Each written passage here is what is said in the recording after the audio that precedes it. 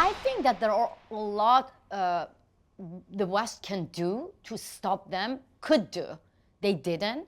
For instance, in my meeting with Secretary Pompeo, with Secretary Blinken, I met with all the leaders here, with Jake Sullivan, and I was clear that why there is no mention about human rights under 12 conditions of nuclear talk. Why? Why you easily bury human rights under nuclear deal? So that's why when the Iranian regime see that still the US sent billions of dollars to the Revolutionary Guards, then there's no reason for them to... You're talking about the unfreezing of the Iranian assets when the initial deal was signed. Exactly. Yes, okay. Exactly. Yeah. And look, Iranian regime now is very desperate. The only thing can make them survive, it's the US government and its allies to get back to the deal.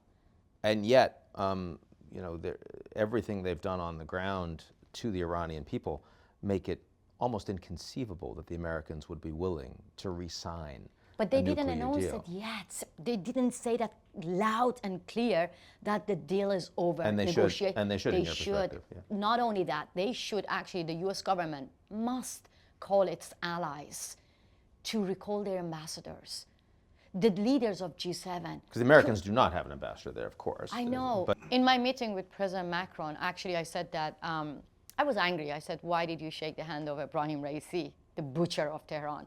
He was like, "France is all about diplomacy." I said, no. Yeah, he's the one leader that keeps calling Putin. It's true. I mean, I see it all the time, yeah. Yeah, but I said France is also about revolution as well. You can be the first country to recognize Iran's new revolution and call your allies, not only just saying that we stand with the people of Iran. We don't want you to stand. We want you actually to sit down and recognize the revolution and meet with the leaders of oppositions. And he said? He said, "I'm ready to do it." So that's the real When was that action. conversation? It was in Paris, like a few weeks ago.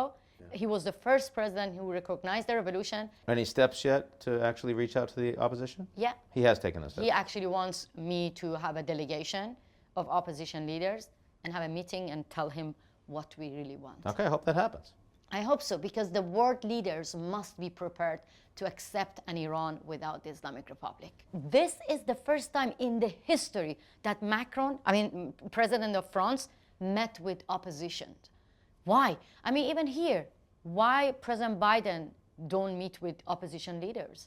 They only meet with human rights activists and saying that we stand with you. I mean, it makes me angry. I don't want you to stand. Sit down and take actions, because it's unbelievable.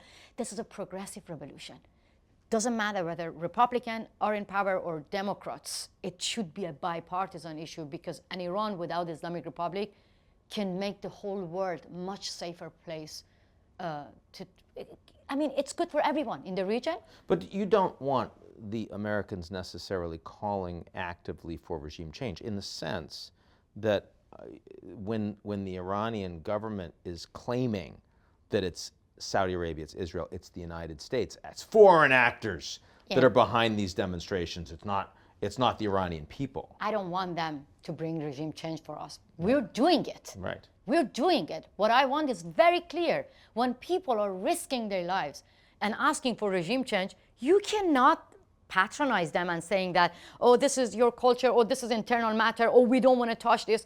By not taking strong action, sending billions of dollars to Revolutionary Guards, by keeping silent, actually, you're taking side, There is a war in Iran, which being imposed on Iranian people by Islamic Republic. Unarmed people getting killed. Correct. So when the American government still want to negotiate, still not recognizing this revolution, clearly they're taking side. So I don't want the American government or any Western government bring democracy for us or regime change for us. We, the people of Iran, are doing this, and I want them to recognize this revolution and stop legitimizing one of the most barbaric regimes. Is that too much to ask?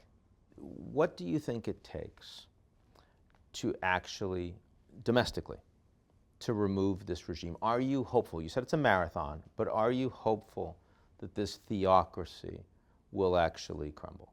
Definitely. Look, the Islamic Republic took everything away from us.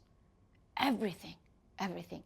As we were talking, we don't even have a national team because being taken away from us. Everything, our freedom, dignity, but not hope, not hope. Millions of people in Iran believe that the revolution already happened in their heart. They believe that they're gonna win this battle because for years and years, the regime was successful to create fear within the society. We always had the fear inside us. But now this is the Islamic Republic. They are scared of us. They're scared of teenagers. They're scared of schoolgirls. Can you believe that? Like schoolgirls who are being forced to cover themselves. These days, you see that they're leading the revolution by taking off their veils and waving that, burning the headscarf. And that means that, like, they're not going to be slaves anymore. They're not going to obey the mullahs anymore. This is the end for the Islamic Republic. When you see that teenagers are saying death to dictator, teenagers are saying that we don't want a religious dictatorship.